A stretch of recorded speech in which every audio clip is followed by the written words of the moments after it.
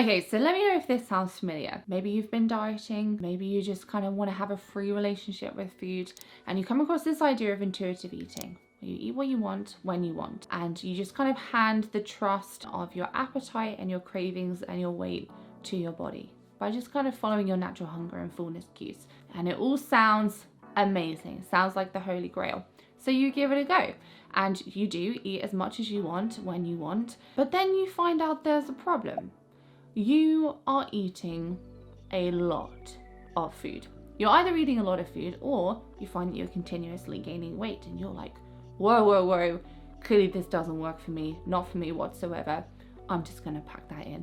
Or maybe you find yourself at a video like this where you're wondering what exactly is going on here, and does it in fact mean that intuitive eating doesn't work for me? If you're new here, welcome. My name's Rachel. I'm a nutritionist, and on this channel we talk about health and wellness and binge eating recovery and gaining a healthy relationship with food and our bodies. And today I want to talk about when intuitive eating seemingly doesn't work because you're either eating too much or you're gaining weight. So let's discuss what could be going on here, because I'm a big believer in that intuitive eating can and should really work for everyone. Like, we should all be able to just eat freely and eat what we like and just still maintain a healthy weight. But sometimes, seemingly on the surface, this doesn't seem to work for us. And I was one of those people, so I want to talk to you about it today. So the first thing that is incredibly important is, have you gone straight from either restricting and binge eating or dieting straight into intuitive eating? Because if that is the case, if you've been going through any kind of physical restriction or mental restriction, you know, black and white thinking about food, good foods, bad foods, and then all of a sudden you allow yourself to eat as much as you want when you want, it is a very normal and temporary response for your body and mind to go, hey, now we've kind of been let off the leash, if you like. Now I would like to eat everything that I possibly can. And you start eating a lot, or maybe you start eating a lot of junk foods, for instance, and you think, whoa, quite clearly, left to my own devices, I just eat a lot of food, or I just have a natural tendency to want to eat junk foods all the time, so clearly intuitive eating is just not going to work for me. When in actual fact, your body is retaliating to physical or mental restriction, and this is temporary. We have spoken a lot on this channel about extreme hunger, when you're coming out of periods of restriction and you get this like insatiable appetite, but it doesn't even need to be that strong. You could have just kind of restricted just enough that when you let yourself off the leash, so to speak, you're just inclined to go out there and eat a lot of food and maybe eat a lot of junk food. But once your body and your mind get the message that actually you're not going to restrict it in any way again, whether physically or mentally, then it kind of stops being so hyper focused on food. It stops wanting to eat all the time. Your cravings kind of dial back, and then everything just settles. And eating a lot during this period is still intuitive eating. So in fact, it is working for you.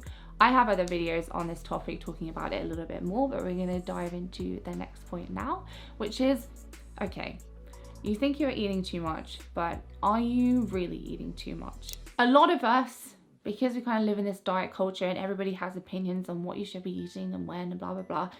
A lot of us have these preconceived ideas about what we should eat and when we should eat, when really our bodies don't just have a different idea for us, like they have a completely different idea about what we should be eating and when we should be eating. This could just be as simple as maybe you've gone onto a calorie calculator, and it's told you that you need, I don't know, 1,700 calories a day. It could be as simple as, well, actually, no, you don't.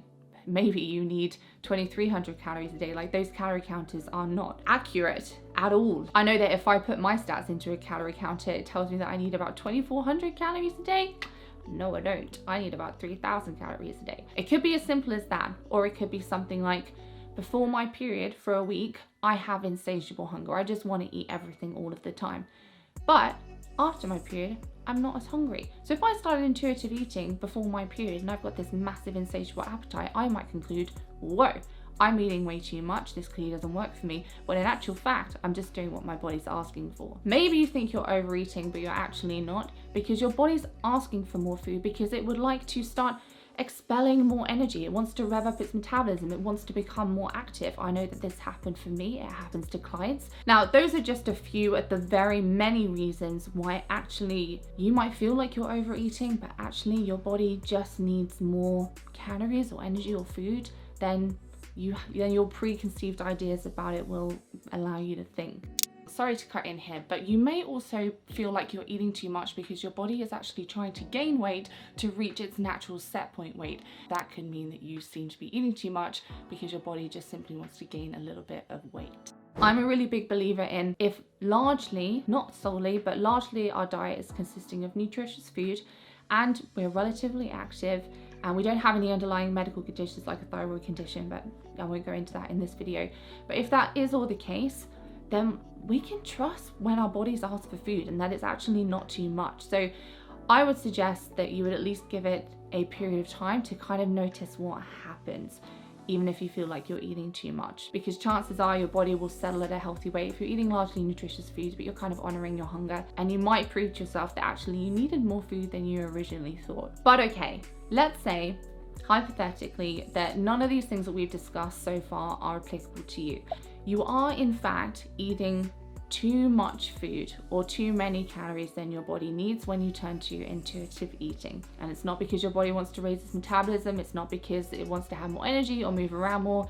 You simply find that you are gaining weight, but you're not coming out of a period of restriction, because weight gain is very normal when you're coming out of a period of mental or physical restriction. Please do remember that. But let's say that's not you. Okay, what could be going on here? The first thing that I would always ask is, what kind of foods are you eating? Because you may not be eating too much portion wise, but your diet may be too heavy on the processed or refined foods and too light on the kind of whole natural foods that our body likes and expects. Now, I'm a firm believer in having flexibility in the diet and having space for processed foods, but from a purely physiological standpoint and, you know, a health standpoint, and when it comes to intuitive eating, if we are intuitively eating with a lot of these foods, they have a way of bypassing our natural hunger and fullness or satiety mechanisms, driving us to eat more calories than we actually need. So when we're intuitively eating on a largely nutritious diet, we do get the signals of like, hey, I'm becoming disinterested in the food now, I'd kind of just want to walk away from the food. But